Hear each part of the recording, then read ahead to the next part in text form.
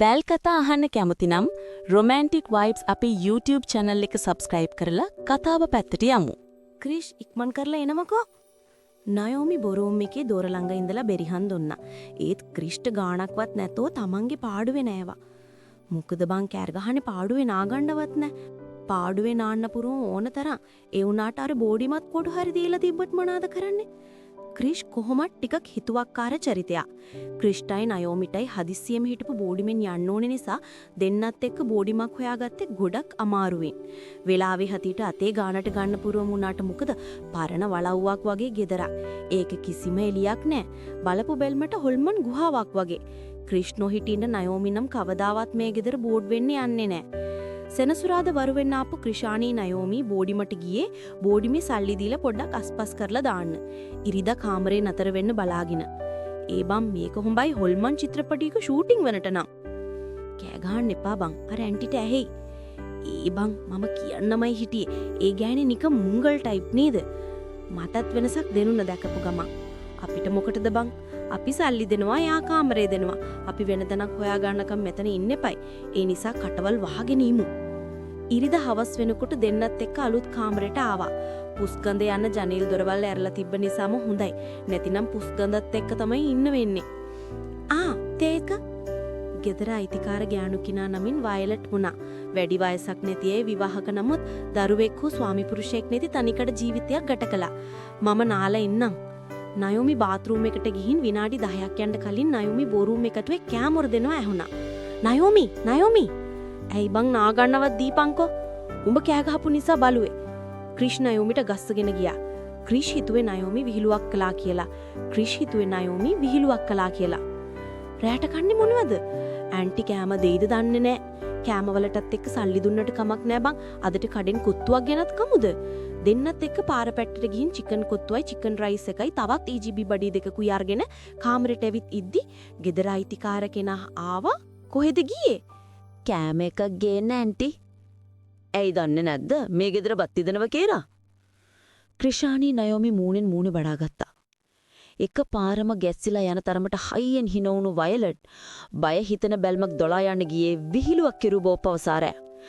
8:00ට විතර ක්‍රිෂානී නයෝමි කන්න ගත්තා. එක පාරම ආපු හුලගත් එක්ක ජනෙලේ ඇරිලා ගියා. නයෝමි ඊක වහන නැගිටිද්දිම කරන්ට් එක ගියා. අයියෝ බලපංකෝ කරන්ට් එකත් ගියානි. ඊටිපන්දමක් ඉල්ලගමුද අපි අර ගෑණිගෙන්? කළුවරියම ෆෝන් එකේ එළියෙන් පහලට ගිය වයලට් හොලාගෙන. ඇයි? කරන්ට් එක ගියානි? ඊටිපන්දමක් නැද්ද? මේ මේසේ ලාච්චුවේ තියෙනවා ගනිල්ලා. එහෙම කිව්වට වයලට් කොහේ ඉඳන්ද කතා කරනවද කියලා හොයාගන්න බැරි වුණා. වයලට්ගේ කාමරයට ඇවිත් ගන්න කියපු නිසා ක්‍රිෂානී නයෝමි ඒ කාමරයට ගියා. වයලට් ඇඳගෙන හිටපු ඇඳුම යන්තම් මැගෙන් ලිහිල් කරගෙන උඩු බැලි අතට ඇස් පියාගෙන තවත් කවුරු හරි කෙනෙකුගේ සැප පහසක් බින්දන විදිහට ඇඳේ හැසිරෙන්න ගත්තා. මේකෙන් ක්‍රිෂානී නයෝමි හොඳටම බය වුණා.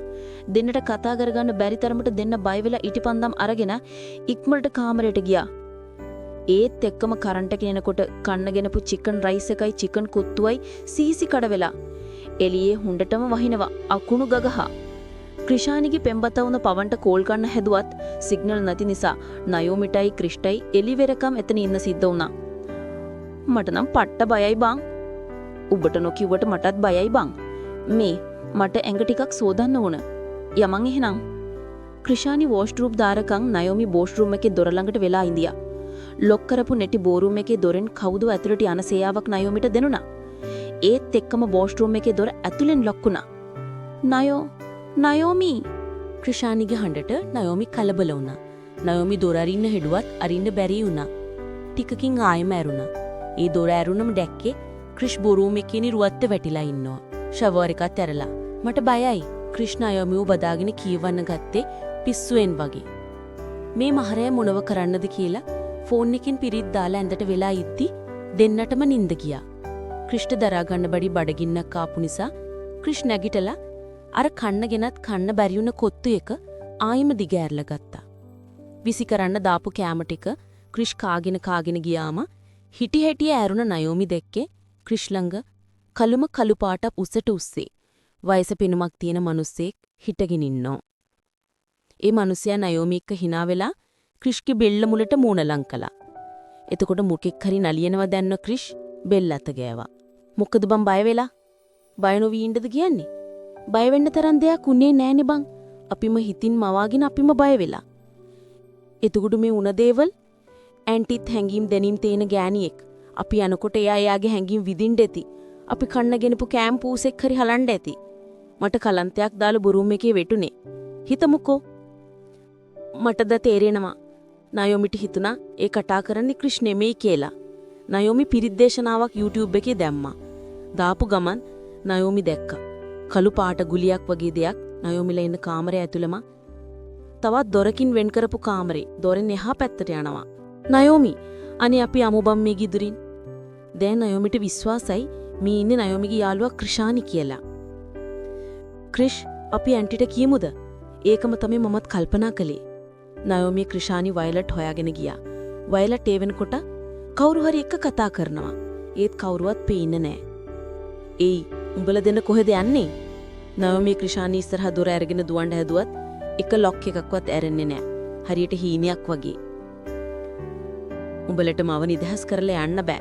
වයලට් කියද්දි නයෝමි ක්‍රිෂානි මූණෙන් මූණ බලාගත්තා. ඉහින් කන්නෙන් දොඩිය බේරෙනෝ බයට. කරන්නම දෙයක් නැති තැන ක්‍රිෂානි නයෝමි කාමරයට ගිහින් දොර වහගත්තා.